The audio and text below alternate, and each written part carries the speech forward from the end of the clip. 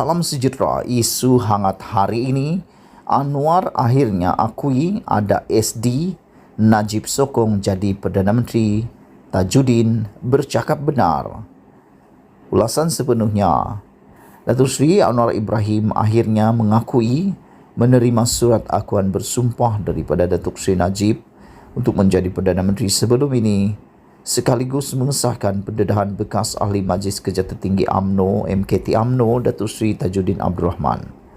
Baru-baru ini Tajudin yang juga Ahli Parlimen Pasir Salak mengakui ada menandatangani SD menyokong Anwar semasa krisis politik tahun lalu selepas diarah Presiden UMNO Datuk Seri Ahmad Zahid Hamidi dan turut menamakan Najib turut melakukan perkara sama.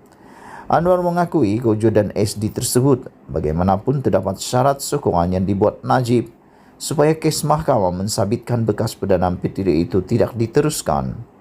Apa berlaku selepas itu adalah, selepas ditandatangani, saya diminta untuk memberi kepastian bahawa urusan mahkamah terutama melibatkan Najib itu tidak akan diteruskan dan saya harus guna kuasa saya selaku Perdana Menteri untuk memastikan ini tidak diteruskan. Saya tidak bersedia untuk melakukan itu. Oleh kerana keputusan tegas saya, itulah maka Najib mengusulkan calon lain di saat akhir dan menafikan saya. Katanya dipetik laporan FTMT semasa satu majlis di Port Dickson. Selain itu, Ketua Pembangkang itu turut mengakui Najib dan Zahid antara 15 pemimpin UMNO yang membuat SD menyokong beliau sebagai Perdana Menteri. Katanya, walaupun jumlah sokongan ahli parlimen ketika itu cukup 120 dan membolehkan beliau menjadi Perdana Menteri, namun PH menetapkan untuk menolak SD daripada Najib dan Zahid. PH pada ketika itu menyatakan walaupun jumlah sehingga 120, prinsip kita tak menerima SD daripada Najib dan Zahid, tapi dia ada hak untuk tanda tangan menyokong sesiapa. Jadi kita masih ada 118.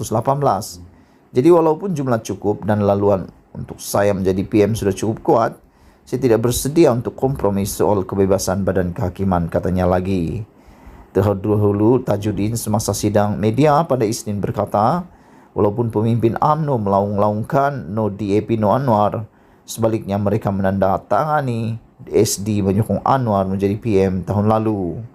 Tajudin juga mengakui beliau adalah salah seorang yang diminta menandatangani SD kerjasama Zahid dan Anwar.